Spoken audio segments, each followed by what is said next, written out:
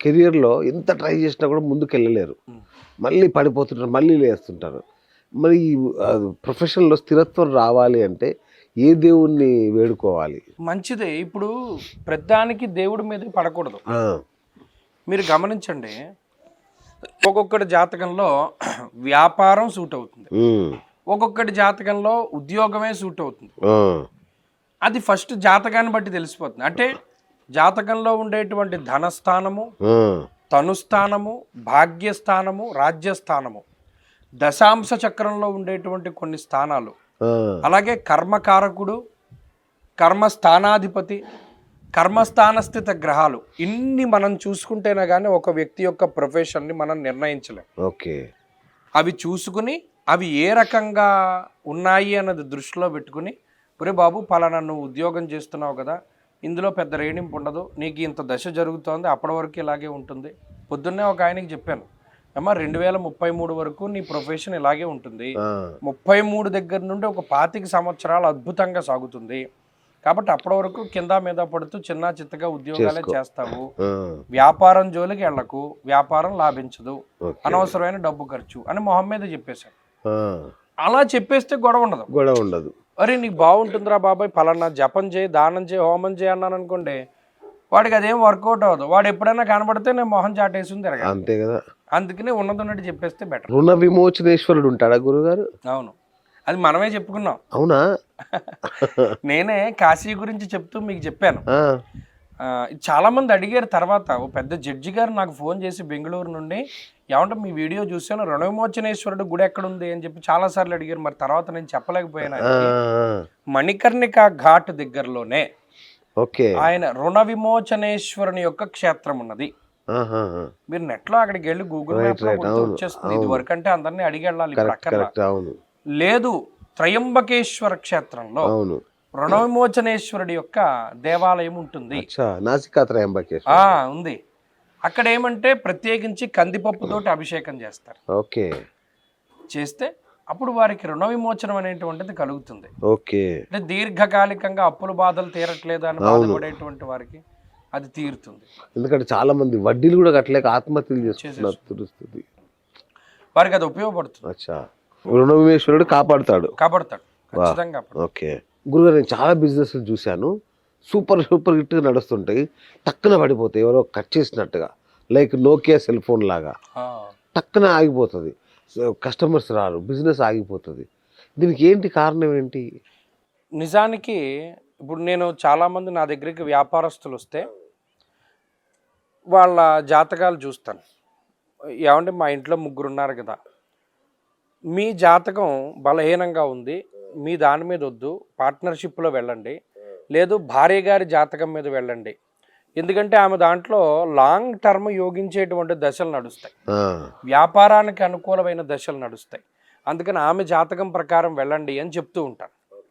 Purely జాతకం related. మన జాతకంలో మంచి టైం నడిచింది, మట్టి పట్టుకొచ్చి ఇలా పెడితే కొనేసుకుంటారు. మంచి టైం నడవలేదు, మనం బంగారం పట్టుకొచ్చి అక్కడ పెట్టినా ఎవడో కొనుక్కోడు.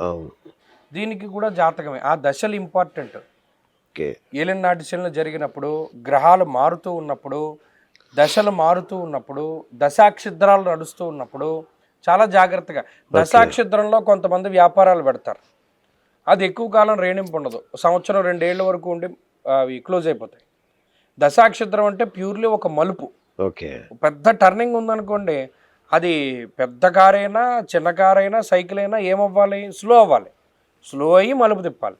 కాకుండా నాది పెద్ద కారు, ₹1,00,00,000 కారు, ఫాస్ట్గా తిప్పుతానంటే ఇలాంటిదే జాతకం.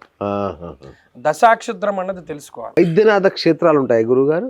ఉంటాయి. అంటే వైద్యానికి, ఏ వైద్యానికి లొంగని వ్యాధులు కూడా అక్కడికి వెళ్తే తగ్గే అలాంటి క్షేత్రాలు ఉంటాయా? చాలా గొప్ప ప్రశ్న అడిగారు.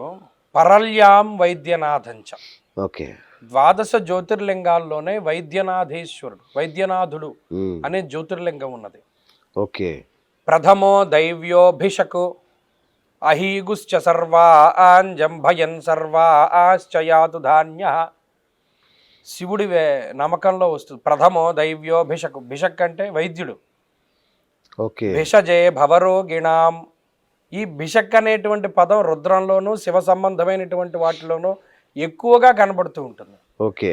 ఆయనే వైద్యనాథుడు. ఆ, ఆయన నయం చేయనటువంటి రోగం అంటూ లేదు. యథార్థంగా ఒక క్షేత్రం ఉన్నది పశ్చిమ గోదావరి జిల్లాలో, శివ పంచాయతన క్షేత్రం ఒకటి ఉన్నది. ఆదిత్యం అంబికా విష్ణుం గణనాథం మహేశ్వరం. ఇందులో మహేశ్వరుడు మధ్యలో ఉండి విష్ణుం సూర్యుడు అంటే విష్ణుమూర్తి, సూర్యుడు, విఘ్నేశ్వరుడు, అంబిక మధ్యలో శివుడు ఉంటే దాన్ని శివ పంచాయతనం అంటారు.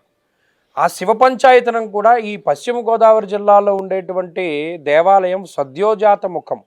సద్యోజాత ముఖము అంటే పరమేశ్వరుని యొక్క పశ్చిమాభిముఖం అన్నమాట. అంటే వెస్ట్ ఫేసింగ్ లో ఉంటాడు, దాన్ని సద్యోజాత ముఖం అంటారు. ఏ ముఖముని చూసినంత మాత్రం చేత అపమృత్యు దోషాలు సైతం తొలగించగలిగి ఉంటాడో ఆ ముఖం సద్యోజాత ముఖం. శివ పంచాయతనం కూడా కలిగి ఉండడం విశేషమైనటువంటి పట్టుని సూచిస్తూ ఉన్నది. అలాగే ఆ క్షేత్రానికి ఉత్తరంగా ఒక నది ఉత్తరవాహినిగా ప్రవహిస్తోంది. కాశీతో సమానమైనటువంటి క్షేత్రం అది. ఓకే. ఉమా వాసుకి రవి సోమేశ్వర స్వామి వారని చెప్పి జుత్తిగాలో ఉండేటువంటి పరమశివుడు అతి గొప్ప ఉత్కృష్టమైనటువంటి శివాలయాల్లో ఒకటి, చాలా గొప్ప శివాలయాల్లో ఒకటి. ఓకే. మీరు నమ్మరు, నేను వెళ్ళి అభిషేకం చేసుకునేటప్పుడు ఆ లింగం మీద పాముకి సంబంధించినటువంటి పడగలు స్పష్టంగా కనబడ్డాయి. వాసుకి తన యొక్క 5 పడగలతోటి శివుడికి ఆ పైన ఎలా ఉండేటువంటిది నేను చూశాను. మధ్యలో లింగం దగ్గర ఎర్రగా ఒక మచ్చ ఉంటుంది, అది సూర్యుడికి సంబంధించింది. అలాగే లింగం తెల్లగా ఉంటుంది, చంద్ర సంబంధమైనటువంటిది. ఉమా వాసుకి రవి సోమేశ్వర స్వామి క్షేత్రం, శివ పంచాయతన క్షేత్రం, సద్యోజాత ముఖం, ఉత్తరవాహినిగా ఉన్నటువంటి క్షేత్రం. అటువంటి క్షేత్ర దర్శనం గొప్ప అపమృత్యు దోషాలను తొలగించడం కాక కోర్టు కేసులు, మీరు నమ్మరు, మాస శివరాత్రి నాడు వెళ్ళి ఎవరైనా అక్కడ అభిషేకం చేసుకుంటే అది ఎంతటి కోర్టు కేసు అయినా సరే పరిహారం అవుతుంది. చాలా మంది అయిన వాళ్ళు ఉన్నారు, చాలా మంది అయిన వాళ్ళు ఉన్నారు. అపమృత్యు దోషాలు తొలగిపోవడం, ఓ పని స్ట్రక్ అయిపోతుందండి, మాకు అవ్వట్లేదు, పలానా చోట నుండి డబ్బు రావాల్సింది ఉంది, పలానా పని అవ్వవలసింది ఉంది, గవర్నమెంట్ నుండి మాకు రావాల్సింది ఉంది, వాడి దగ్గర నుండి ఇది రావాలి, ఇవన్నీ ఆగిపోయే, స్తంభించిపోయే, ఇవన్నీ ఎలా మాకు ఇది దూరం అవుతాయంటే జుత్తిక క్షేత్రానికి వెళ్ళమన్నాడు. అక్కడ గనక మనం వెళ్ళి అభిషేకం చేసి జుత్తిగా ఎక్కడండి? నత్తారామేశ్వరం పక్కన ఉంటుంది, ఇది పెనుమంట్ర మండలంలో ఉంటుంది, పశ్చిమ గోదావరి జిల్లా. చాలా గొప్ప క్షేత్రం. అటువంటి క్షేత్రాలను పట్టుకోవాలి. పట్టుకుంటే అప్పుడు మీకు ఎటువంటి రోగం, ఇందాక చెప్పాను ప్రథమో దైవ్యోభిషకు, ఆయన తొలగించినటువంటి రోగం లేదు, ఆయన తీసేయగలిగినటువంటివే ఇవన్నీ. మహానుభావుడు శివుడు, అలాంటి ఆలయాన్ని పట్టుకోవాలి.